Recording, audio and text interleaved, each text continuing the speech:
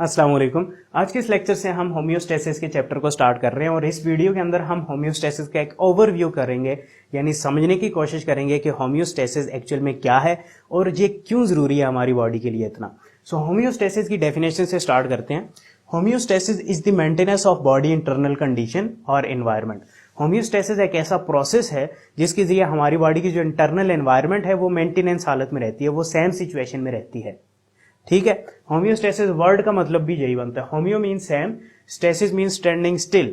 So internal condition की बात हो रही है। सो इंटरनल कंडीशन को सेम रखना, स्टिल रखना, सेम सिचुएशन में रखना होम्योस्टेसिस प्रोसेस का काम है। So it is basically a type of dynamic equilibrium. Equilibrium जानते हैं आप, जब कोई चीज सेम सिचुएशन में रहती है। और डायनेमिक का मतलब क्या है कि जब किसी चीज पर काम हो रहा है फिर भी वो चीज सेम सिचुएशन में है तो वो डायनेमिक इक्विलिब्रियम में आ जाएगा। So homeostasis is the type of dynamic equilibrium. So example के जरिए समझने की कोशिश करते हैं इंटरनल कंडीशंस कौन कौन सी हैं और वो कैसे मेंटेन रहती हैं by the process of homeostasis. So सबसे पहली एग्जांपल हम कोर बॉडी टेम्परेचर को देख लेते हैं। हमारी बॉडी का जो टेम्परेचर है क्या है, 37 degree centigrade. Core body temperature की मैं बात कर रहा हूँ, यानी जो अंदर का है, जो ऑर्गन्स के इर्द गिर्द का है, वो क्या होता है 37 डिग्री सेंटीग्रेड। अब ये 37 डिग्री सेंटीग्रेड ही रहता है। अगर ये ज्यादा होगा तो हमारी बॉडी को नुकसान होगा इसका, अगर ये कम होगा तो हमारी बॉडी को नुकसान होगा। तो इसको मेंटेन करना किसका काम है, होम्योस्टेसिस का काम है। और ये क्यों 37 डिग्री सेंटीग्रेड पर ही रहेगा, इसको भी इसी लेक्चर के अंदर हम डिस्कस करेंगे। इसके अलावा अगर हम पीएच को देखें तो पीएच का जो लेवल है वो आपकी बॉडी के डिफरेंट बॉडी पार्ट्स या सिस्टम्स के अंदर डिफरेंट हो सकता है, बट जहां पर वो जो है वो वही रहना चाहिए। अगर पीएच लेवल वहां पर कम ज्यादा होगा तो आपके एंजाइम्स ठीक से काम नहीं कर पाएंगे, आपकी बॉडी को नुकसान होगा। कैसे, अभी हम देखेंगे। इसके अलावा ग्लूकोज को देख लें, ग्लूकोज का लेवल हाई होगा तो आपको बीमारी लगेगी, लो होगा तो आप में कमजोरी आएगी। इसके अलावा amino acid, fats, vitamin, minerals ये ऑप्टिमम रेंज में रहने चाहिए, ना कम होने चाहिए ना ज्यादा होने चाहिए।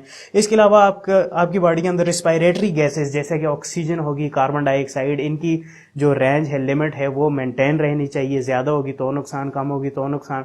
तो इनको मेंटेन करना भी होम्योस्टेसिस का काम है। मेटाबॉलिक वेस्ट आपकी बॉडी के अंदर बनते रहते हैं और उन वेस्ट से आपकी बॉडी को छुटकारा हासिल करना है, उन वेस्ट को एक्सक्रीट करना है बॉडी से। तो ये भी एक एग्जांपल है होम्योस्टेसिस की, क्योंकि आपकी बॉडी उन वेस्ट को नहीं चाहती कि अपनी बॉडी के अंदर स्टोर किए रखे, क्योंकि वो बॉडी के लिए नुकसानदेह होते हैं। इसके अलावा अगर आप वाटर को देख लें तो वाटर कंटेंट एक नैरो लिमिट में रहना चाहिए आपकी बॉडी के अंदर, ना बहुत ज्यादा होना चाहिए ना बहुत कम होना चाहिए। उसके भी बॉडी के ऊपर इफेक्ट पड़ेंगे, क्या होंगे अभी हम देखेंगे। इलेक्ट्रोलाइट्स यानी जो आयंस वगैरह होते हैं वो भी सेम लिमिट में रहने चाहिए। ब्लड प्रेशर एक एग्जांपल आ जाती है इंटरनल कंडीशन की, और ब्लड प्रेशर एक नैरो लिमिट में रहना चाहिए, जो नॉर्मल रेंज है उसमें रहना चाहिए। ज्यादा होगा तो नुकसान, कम होगा तो नुकसान। तो ये कुछ एग्जांपल्स हैं होम्योस्टेसिस, जिनकी इंटरनल कंडीशन में जो हमारे पास कुछ एग्जांपल्स आ जाती हैं जिनकी होम्योस्टेसिस बॉडी के अंदर होती रहती है। तो इसको जरा डायग्रामेटिकली समझने की कोशिश करते हैं कि क्यों ये होम्योस्टेसिस जरूरी है। होम्योस्टेसिस समझ तो लिया हमने कि क्या है, बॉडी की जो इंटरनल एनवायरनमेंट है उनको सेम लिमिट में रखना, उनकी मेंटेनेंस करते रहना, ये होम्योस्टेसिस का काम है। अब ये जरूरी क्यों है। सपोज यहाँ पर मैंने एक टिश्यू ड्रा कर रखा है और एक सेल को मैंने बड़ा कर लिया ताकि कुछ प्रोसेसेस को हम अच्छे से समझ सकें। सो ये एक सेल है, सेल के अंदर आप जानते हैं कुछ बायोलॉजिकल प्रोसेसेस हो रहे होते हैं जिन्हें हम मेटाबॉलिज्म बोलते हैं। मेटाबॉलिज्म में हो क्या रहा होता है कि सबस्ट्रेट प्रोडक्ट में कन्वर्ट हो रहा होता है, चाहे वो ब्रेक डाउन हो रही हो या सिंथेसिस हो रही हो, यानी कैटाबॉलिक प्रोसेसेस हो या फिर एनाबॉलिक प्रोसेसेस हो, इन दोनों को कंबाइनली मेटाबॉलिज्म में हम लेते हैं। सो सबस्ट्रेट प्रोडक्ट में जब भी कन्वर्ट होगा उसके लिए एंजाइम की जरूरत पड़ेगी।